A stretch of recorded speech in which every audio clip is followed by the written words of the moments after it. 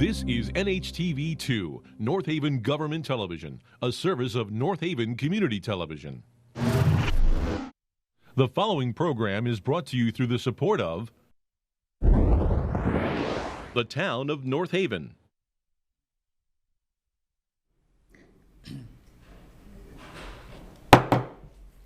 All right, good evening, everyone. Welcome to the June 12th meeting of the North Haven Board of Finance. This is a special meeting of the Board of Finance. I will pause for 60 seconds to allow Mr. Hallahan to get seated and join the rest of us. Good evening, Mr. Hallahan. Good evening, once and all. Victorious board on your mission. Hello, sir. All right. Just one or two things before we start. I think, well, certainly all the members of the Board of Finance know that the budget passed yesterday by a margin of 967 to 621. So we're all pleased about that. This is a special meeting, so we are limited to the agenda that we have, when we are not allowed to add to the agenda. However, Mr. White, who is in attendance, did send in a letter to the board, which was disseminated to the board. Mr. White, we're not allowed to change the agenda, and the employment tables are part and parcel of the budget, so we're not allowed to change the employment tables either. And the only thing I will say is that there is a special Board of Selectmen meeting at 7 o'clock, and while we certainly will allow for public comment at the conclusion of our agenda, Mr. Frieda does have to make the meeting at roughly 5 minutes to 7. Having said that, excuse me, the budget did pass.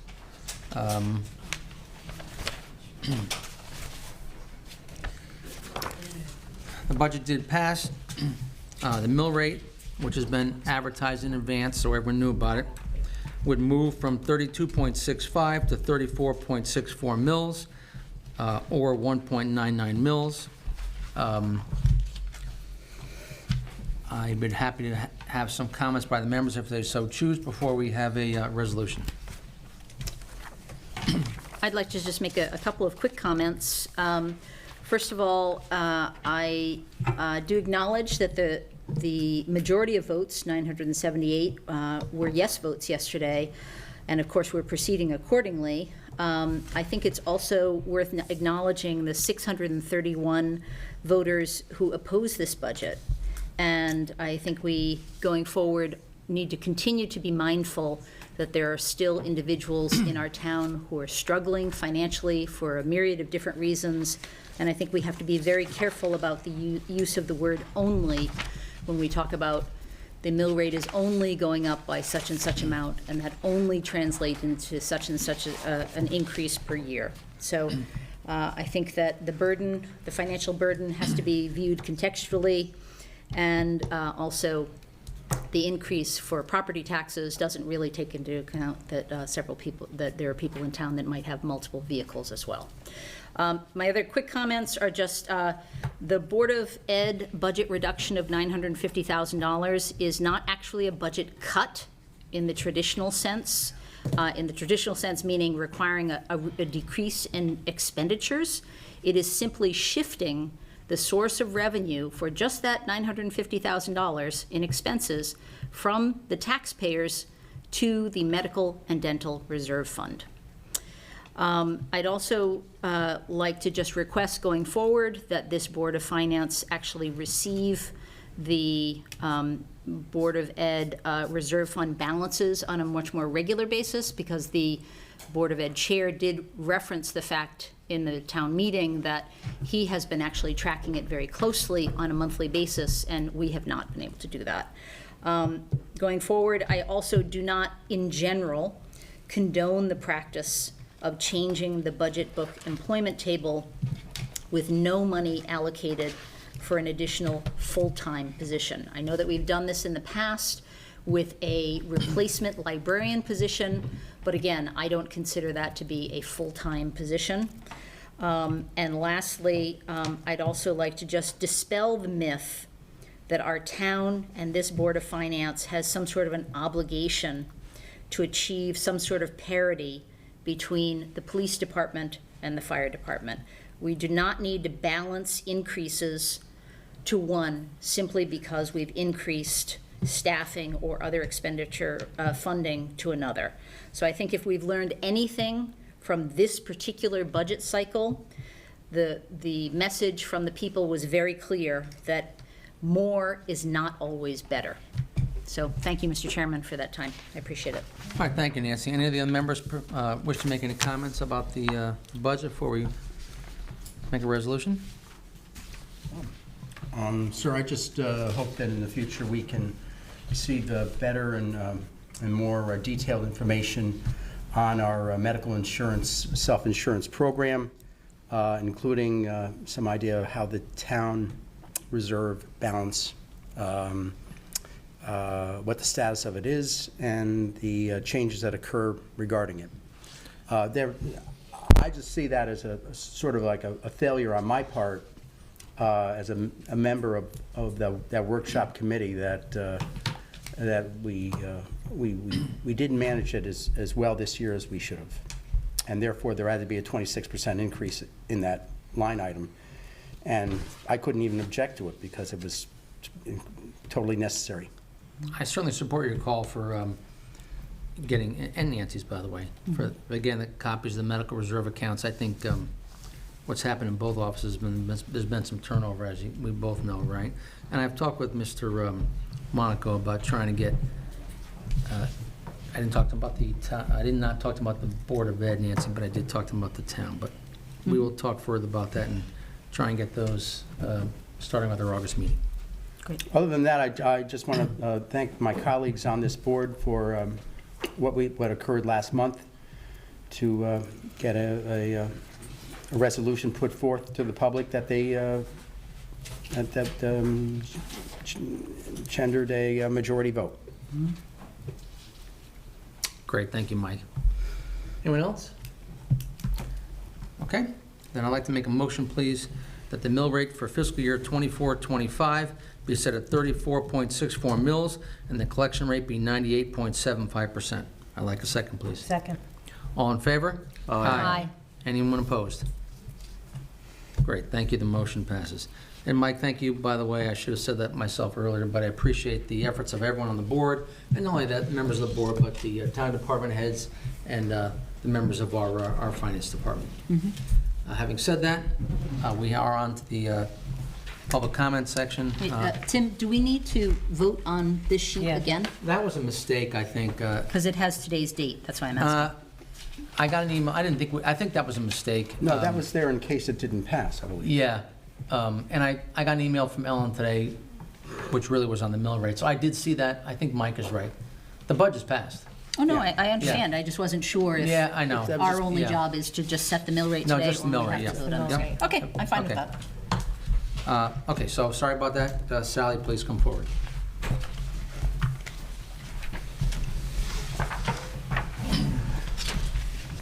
Good evening.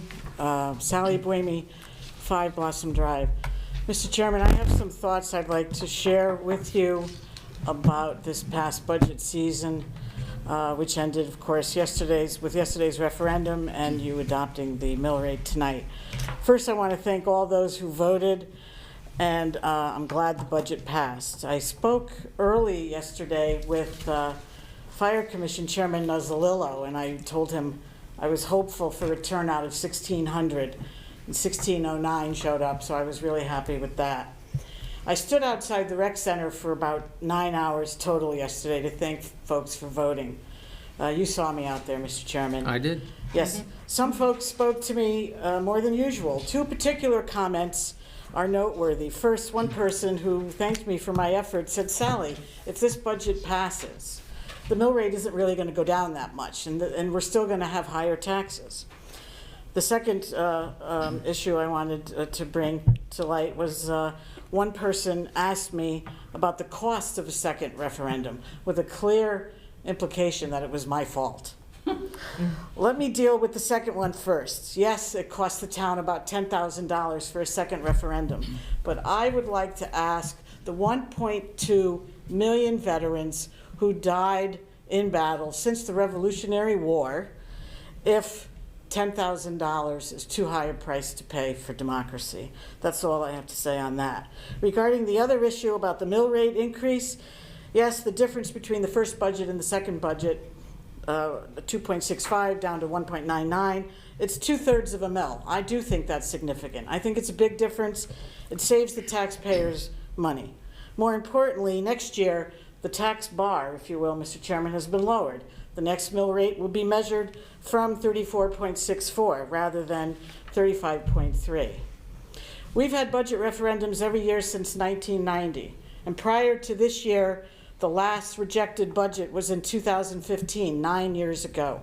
The longest streak, by the way, ever. So you have a streak. Some would argue that's because the mill rate's been stable. Well, to some degree it has been.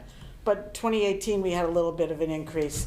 And also the tax revenue jolt from Amazon, as well as $11.4 million total, Board of Ed and town, in federal pandemic relief, I think helped to postpone the inevitable tax increases. So last year, 2023, we did have a budget with a 1.94 mill rate increase, and that passed. So, Mr. Chairman, here is how I view May 21st, 2024, the day the first budget was rejected. There was a knock at the door. The taxpayer said, wait a minute, not so fast. That's how I looked at that day. They let that tax increase in this current year, they let it go. But I dare say, I think this year we got a little greedy. Well-intended, but a little greedy. Mrs. Barrett and Mr. Hallahan can certainly speak for themselves, but I hope they won't mind if I include them in my next statement. Mrs. Barrett, Mr. Hallahan, and myself opposed the overall original budget of $130.4 million because it was simply too much spending, $8.8 million over the current year. And we were right. Look at what happened on May 22nd. The Board of Finance met, and after 3 long hours of working hard and collaboratively, a new revised budget was presented with $1.8 million less in spending. But no cuts in services, not on the town side.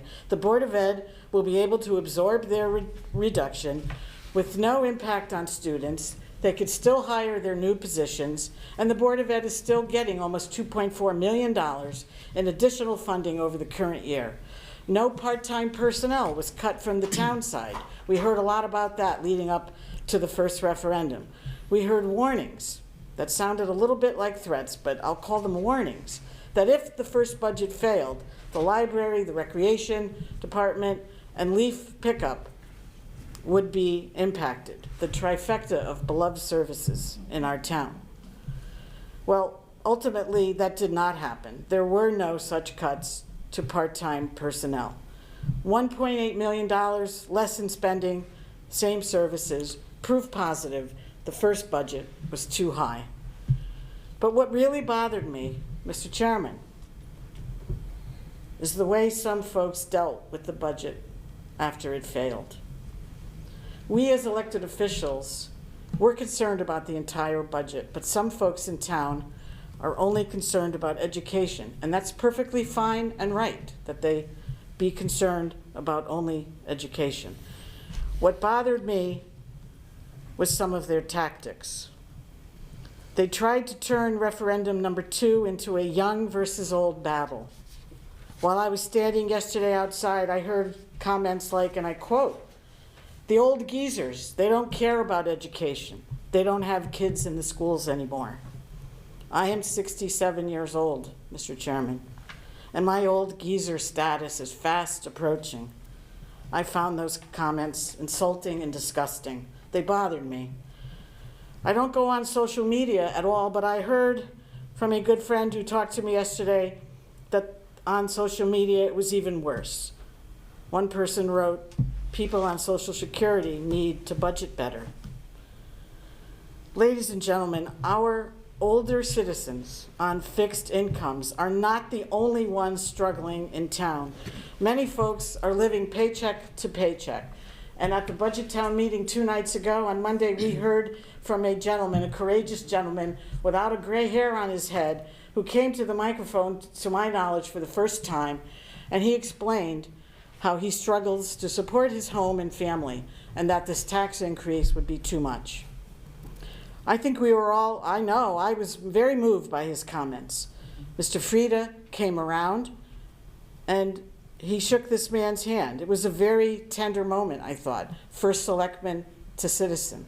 Don't forget that moment next budget season. One more point about those who feel that older folks are against education. Who do you think has been supporting all of the budgets in the past 9 years without a rejection? Older citizens have always gone to the polls in higher percentages, especially in the referendum. Ms. Hannon is nodding. She's a former registrar. She knows that to be true. They vote by far in the greatest percentages. In 2015, the Board of Ed budget was $41.6 million. This year, it is $64 million. That's a 53% increase in Board of Ed funding in 9 years, all voted on by lots and lots of old people.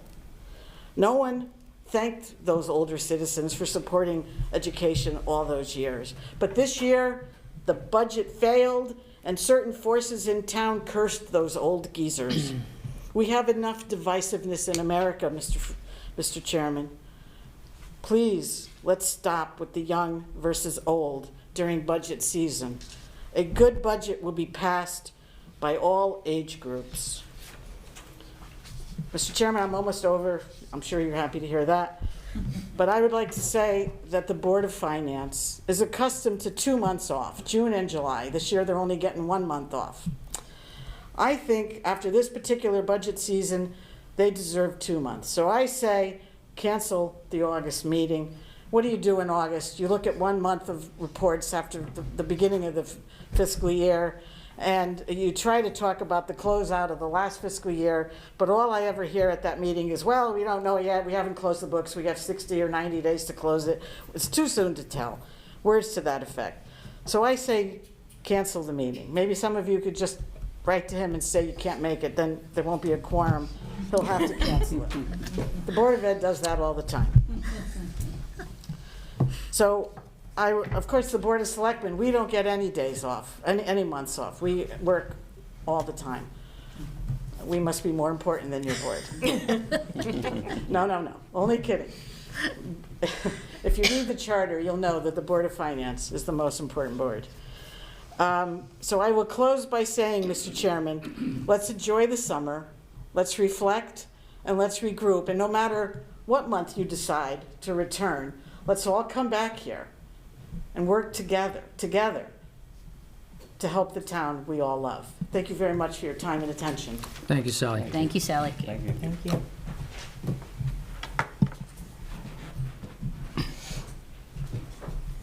Mary White, Summer Lane. Whenever anyone, a department head, puts in for a grant, in my opinion, it is responsible to have a plan B. We cannot assume the town will get a grant. Is the plan B the responsibility of the department head? Would you agree with that? I'm not entirely clear on the question, truthfully, Mary. Okay, so I'm talking about the SAFER grant that was applied and denied, and that was for firefighters. So in my mind, there should have been a plan B. You have to plan for the denial. So my plan B idea was that the 2 firefighters could have been placed in the employment table unfunded. So in case the SAFER grant was denied, there's spots, like with the police department, the spots would be preserved. All right, I'm going to let Mike handle that, but I think you heard my comments earlier. Had it been a month ago, that might have been possible, but unfortunately, this evening it's not. Right. Okay. So there is already a Plan B, and we've already met with the union, we met with the chief, and the Plan B involves trying to phase in a company at Northeast in the next fiscal year. And spoke to the chief, spoke to the union representatives, and In addition to that, we're going to try to work towards putting a pole in the Northeast Fire Department at the top floor to try to prepare and get that facility ready for a full-time or a partial phase-in on a full-time company up there. That's the Plan B. Okay. There's no other Plan B this fiscal year. We're Okay. done. We're done. Gotcha. Yep. Okay, I'm moving along. So I wanted to, kind of related to what you said. So the contingency fund, did I read it correctly that $300,000 was applied to that? Okay. No, No, not applied, no, it's no. in the Or budget. it's there? It's there. It's there Yes. versus 0, okay. So what I was wondering is, I look at the second floor at Northeast Station being unfinished for 10 years. I look at that as a public health and safety need. So going on with what you just said, Mike, what I was wondering is if this board could make a determination that that work, which is $250,000, if that could be, I view it as a public health and safety need. If the board would agree, would they, because the town attorney stated that any type of movement of money would originate at this board, and that this board would recommend that this transfer utilization of money from the contingency fund, that request would go to the Board of Selectmen, and then the Board of Selectmen would discuss it and vote it yes or no to go before a special town meeting. I don't think that's the exact process, truthfully, Mary. I mean, I think the board can appropriate monies, but not beyond what's in the budget, okay? So if an expense comes forward, we can pay for it out of the contingency fund. I think, however, if it was beyond the dollars of the budget, we'd have to go to the town, okay? Okay, so. I think, if I could just interject, I believe the purpose of the contingency fund is to have for emergency expenditures, unexpected emergency outlays, as opposed to we're planning to do something that wasn't part of the budget. Okay, so it those has are to be an two different emergency. scenarios. Has to be an Well, emergency. look, Okay. Nancy's right.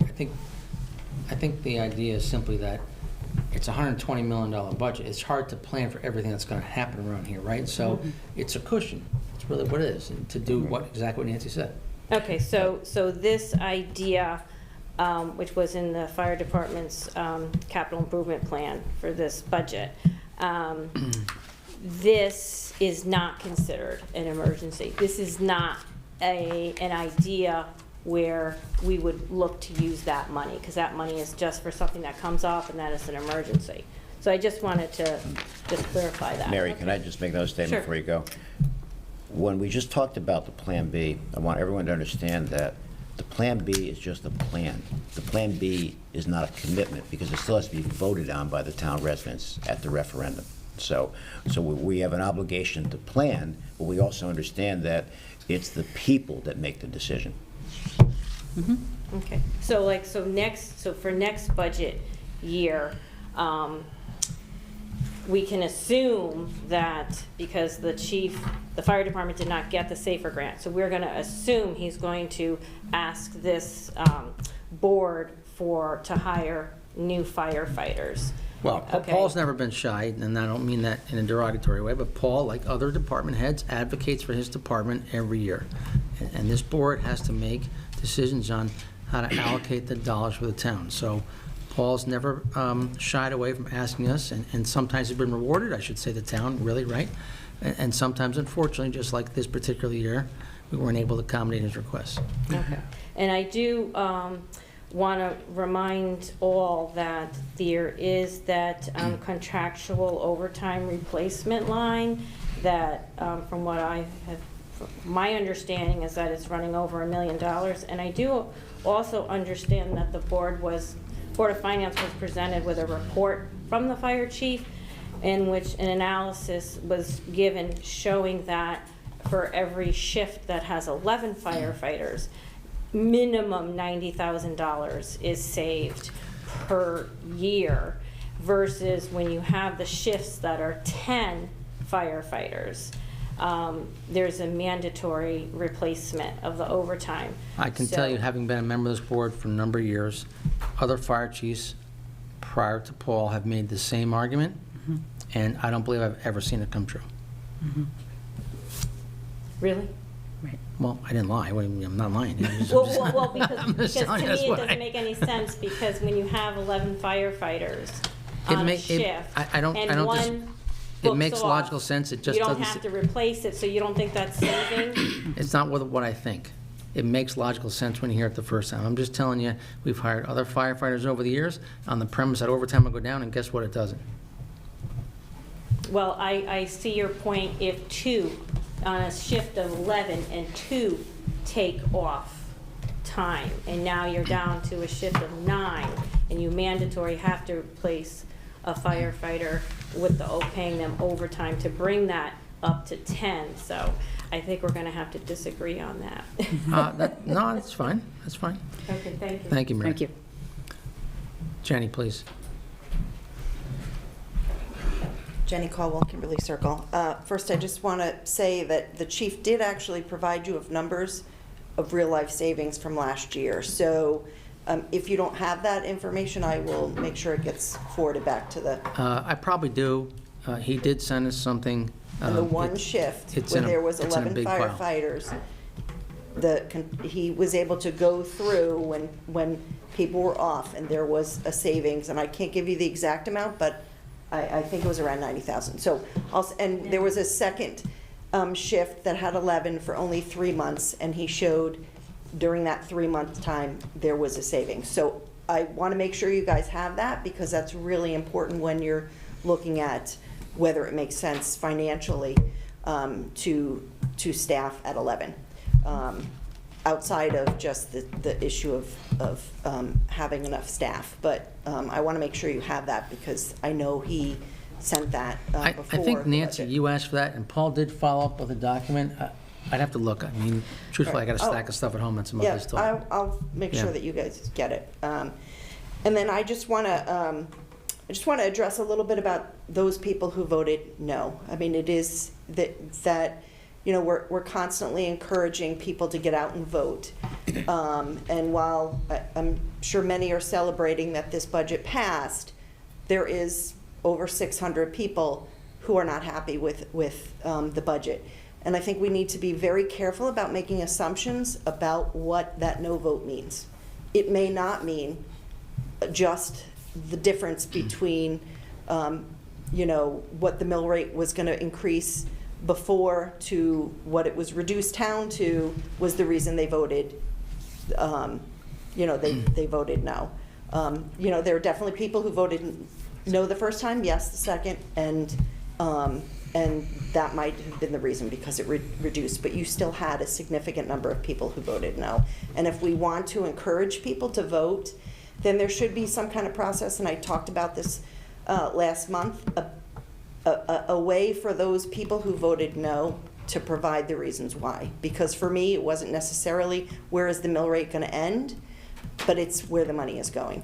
And, you know, the Board of Ed, I was on the Board of Ed for 6 years. I come from a family of educators, but when I look at their budget, it is very frustrating to me that even the idea that they're going to go and cut teachers and paraprofessionals when they have 10 full-time people planning curriculum and instruction. They have, you know, 4 administrators at the high school, 3 administrators at the middle school. That there are many places they can go to look. They have a full-time strength and conditioning coach. I have a hard time that as a taxpayer, I am paying for personal training for athletes when my daughter had a learning disability and I had to pay for tutoring. So some of the frustration with the budget is not just where is the budget coming in at, but where is the money going? And the only way you guys are going to know that, I'm encouraging people to email both you and the Board of Ed, so you will hear from people other than the people who want more money, more money, more money for the Board of Ed. So I guess that's, you know, I think the more input you guys can get, the more information you'll have. I don't disagree at all. I mean, look, I guess what I've learned over 20 years is that if people agree with a budget, they don't come out to vote. If they disagree, they do. And the more they disagree, the more they show up both here in this meeting and at the town meeting, right? And it's not pleasant, but it's better to hear from the residents, right? If they come out and they don't like something, whether it's the total amount or the mill rate or a particular spending line, right? Be it Board of Ed side or town side, right? And you're right, too. If a budget gets turned down, this board is left saying, okay, why? Of course, we all assume, and it's probably generally true, that it's because it's too expensive, which is what happened. We trimmed it back, and fortunately it passed. But it certainly could be true that part of the reason is they don't like particular line items in either the town side or the Board of Ed side. But the only way to find out about that is either through the mailbox that we have for the Board of Ed, sorry, Board of Finance, my apologies, or to go to a public meeting and actually say that, right? Yep. Okay, thank you. Thank you. Thank you.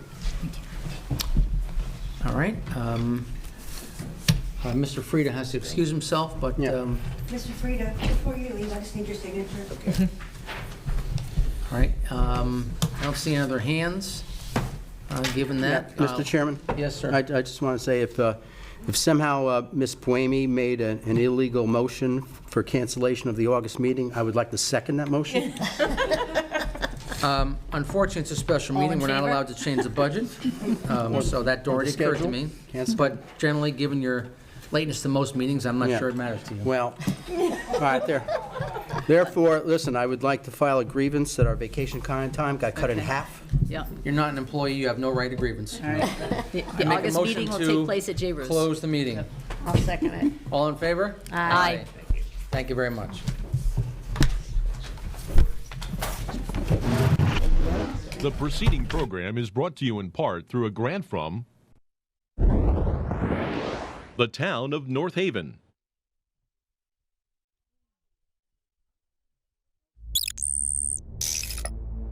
Watch town meetings or other videos on demand at nhtv.com.